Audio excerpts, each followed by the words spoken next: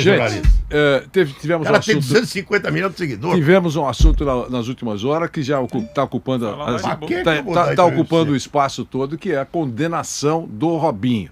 Esse é um processo que vem se arrastando há anos e hoje aconteceu a decisão final, a terceira instância lá na Itália, e ele teve a sua pena confirmada 9 anos de prisão. A gente já tem falado aqui que não tem extradição de brasileiros para o exterior e há uma dúvida no ar, mas a Itália pode pedir a prisão dele que seja feita aqui no Brasil, não pode. O que acontece a partir de agora? Não cabe recurso, é uma decisão definitiva. Eu pedi a gentileza do nosso Vitor Boni localizar um criminalista importante, que é o Dr. Leonardo Pantaleão. Dr. Leonardo está conosco aqui, aparecendo no telão, bonitão. Obrigado pela gentileza, pela participação. Mas já passou na nossa maquiagem, já está bonito no telão. Raspou o cabelo que deu o Ronaldinho. Isso, igual você. É igual eu, Fernando. Eu tenho muito também, que nem ele. Claro. A gente raspa. Doutor Leonardo, um grande abraço, obrigado pela gentileza, pela participação. Eu sei que o senhor já recebeu até um linkzinho nosso aí sobre a notícia desses últimos minutos, da condenação do Robinho. O que acontece a partir de agora? Boa tarde para o senhor. Olha, boa tarde, é um grande prazer falar com vocês. E, de fato, essa é uma situação que o mundo jurídico mais ou menos já vinha acompanhando, até pela expectativa desse julgamento. E o que acontece agora, você já bem pontuou, que a nossa Constituição proíbe qualquer tipo de expectativa do Robinho ser extraditado para cumprir essa pena na Itália, que foi o local onde foi cometido o crime. É proibido, pelo princípio da não extradição de nacionais, que isso ocorra. Por outro lado, é importante frisar que a nossa lei penal admite que crimes praticados no estrangeiro por brasileiros seja com que, uma vez condenado definitivamente, como é o caso, nós tenhamos aqui a possibilidade do cumprimento da pena ocorrer no território brasileiro. Para que isso ocorra, nós precisamos dar uma eficácia jurídica para essa decisão italiana. E como isso funciona? Agora, o governo italiano vai observar o procedimento de homologação dessa sentença estrangeira italiana aqui no Brasil, e o nosso órgão do Poder Judiciário, por determinação da Constituição Federal, encarregado de fazer isso é o Superior Tribunal de Justiça, é o STJ.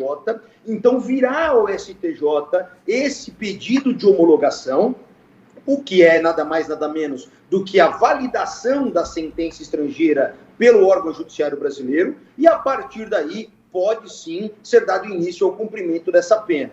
E aí, se vocês me permitem, uma observação importante. Até pela dosimetria da pena, 9 anos de reclusão, nós estaríamos aí já evidenciando um regime inicial fechado para esse cumprimento de pena. Entendi. Claro, nós vamos aproveitar a sua presença aqui. O Nilson vai fazer uma pergunta, o Flávio Prado também, o Bruno Prado. Mas é que, na sua resposta, o senhor colocou de forma condicional. Pode, né? É isso mesmo? Vai ser uma decisão da Justiça Brasileira, ou é uma decisão, esses documentos todos, é um caminho protocolar, basta chegar à sentença oficial da Justiça Italiana, que a gente já tem conhecimento, e pura e simplesmente o STJ bate o carimbo, respeitando a decisão oficial da Justiça Italiana. Ou cabe algum tipo de discussão, doutor Leonardo? Não, quando eu uso a expressão pode, significa que o STJ vai analisar se os requisitos fixados pela lei brasileira estão cumpridos, o que me parece que de fato estão, mas essa análise precisa ser feita, até porque o STJ tem que fundamentar a homologação.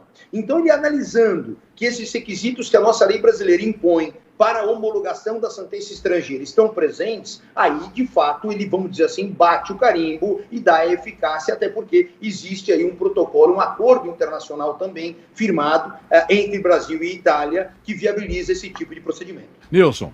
Doutor Pantaleão, um abraço pro senhor. Mas eu acho que poucos carimbos...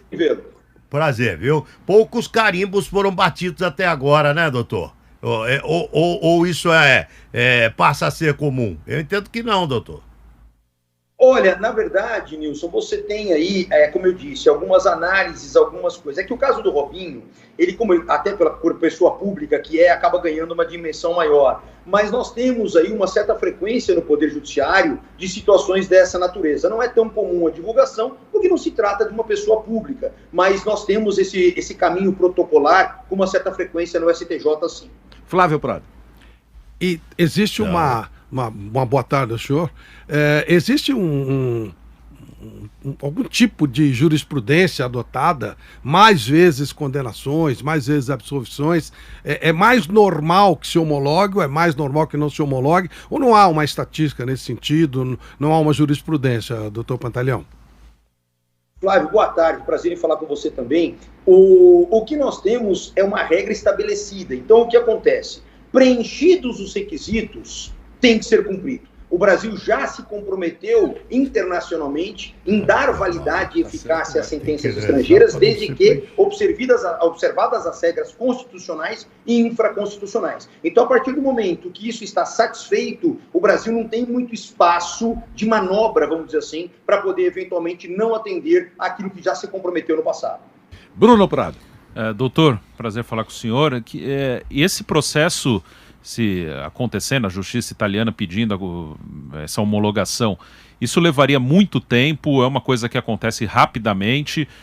Qual é o tempo que leva todo esse trâmite? Ô Bruno, boa tarde também, prazer em falar com você. Na verdade, nós não temos um prazo estabelecido na lei para que isso aconteça. Agora, a velocidade vai depender mais do encaminhamento de todo esse processo da Itália para o Brasil, para que aí, chegando isso tudo no STJ, vai haver aí uma distribuição interna, nós teremos um ministro relator, né, a partir do momento da entrada protocolar dessa documentação naquela Corte Superior, e aí o ministro relator dará andamento a esse procedimento. Muitas vezes não dá para se fixar um prazo, porque aquilo que eu disse há pouco, pode ser que o ministro entenda que está faltando algum determinado documento e então espeça um ofício à justiça italiana para que complemente ou não. Então é difícil estimar esse prazo. Mas agora, por exemplo, o Brasil fica dependendo, para startar isso, do encaminhamento da justiça italiana dessa documentação. Doutor, o senhor é especialista da área e, claro, vive no mundo real, né? A repercussão do caso pode fazer com que a decisão se arraste ou seja abreviada. É assim no mundo real? Olha, nós não temos como negar que, de fato, a repercussão da imprensa, esses assuntos que ganham essa relevância, eles influenciam, sem dúvida alguma, na velocidade do Poder Judiciário. Isso é uma coisa inegável, a gente estaria num mundo irreal caso negasse isso. Mas, nesse caso, eu tenho a ideia de que serviria para apressar esse processo perante o Superior Tribunal de Justiça e não para alongá-lo. E eu acredito que, de fato, o Poder Judiciário dará uma resposta mais célere, tão logo receba essa documentação. Doutor Leonardo, hoje pela manhã, eu sei que tem fuso horário, né? Mas logo na chegada das partes lá no tribunal, o promotor disse que, olha, as nossas provas são enormes. As provas da acusação são enormes. Irrefutáveis. Né? Irrefutáveis, são enormes, não tem contestação. Né? O senhor, de alguma maneira, acompanhou isso, mesmo de longe? Percebeu em algum tópico, se é que o senhor teve acesso? Claro que com a sua experiência, quando o senhor bateu o olho lá, o senhor disse assim, aí o bicho vai pegar?